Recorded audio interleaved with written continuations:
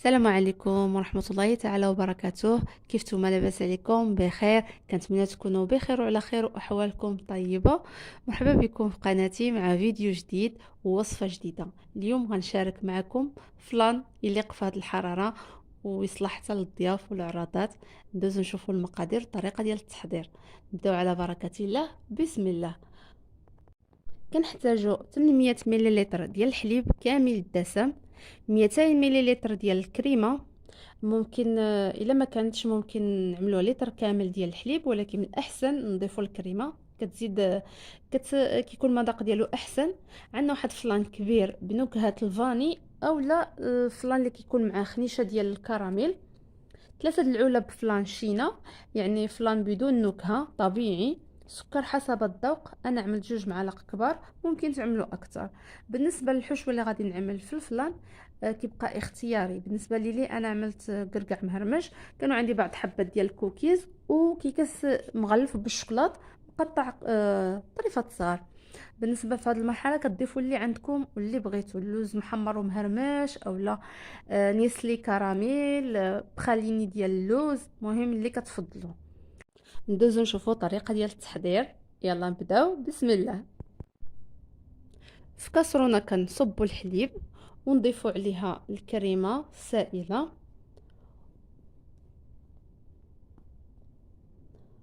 نضيف السكر ونضيف الفلان شينا، فلان بدون نكهه، ونضيف الفلان ديال الكراميل. ممكن تستعملوا فاني.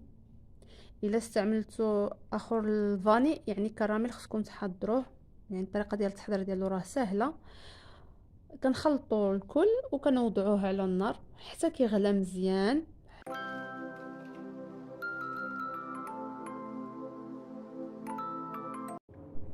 كناخذوا المول اللي غادي نستعملوه، كناخذوا الكراميل جاهز. ممكن تحضروه في الدار، تاخذوا غير السكر وتوضعوه في المقله على نار مهيله وكتخليوه، ما كتحركوه لا بملعقه لا والو. كتخليوه حتى كيذوب، كتحركوه باليد ديال المقله حتى كيذوب وكيولي لنا كراميل. ومن بعد كتصبوه في عوض. هذا الكراميل انا اللي استعملت اللي جاهز، نتوما غتكبوه نيشان.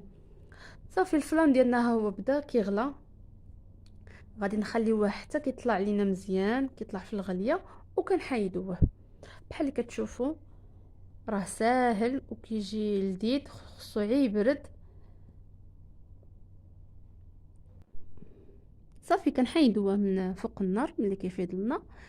دابا كنضيفوا له الحشوه. غادي نعملوا الكركاع ونضيفوا، غادي نقطع هذا الكوكيز قطع صغيره، ومن بعد غادي نضيف كيكس اللي مغلف بالشوكولات.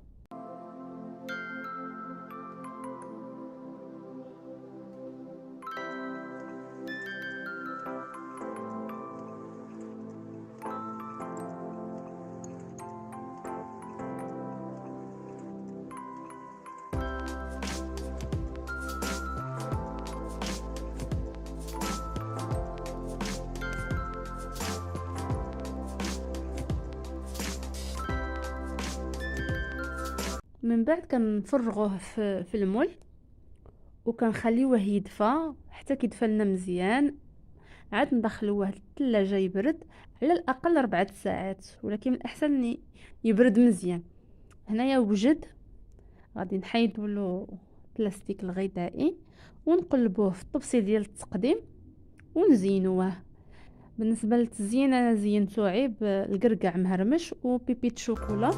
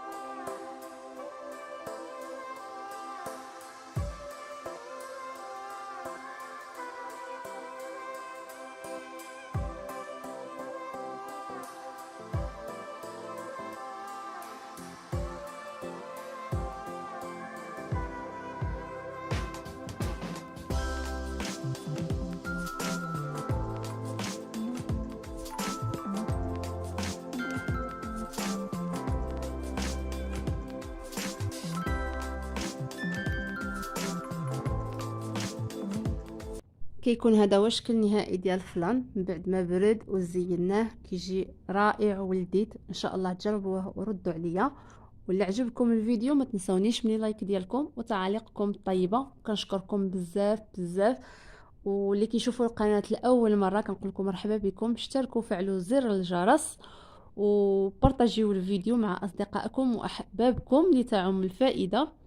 وخليتكم في امان الله، نتلاقاو في فيديو جديد. السلام عليكم.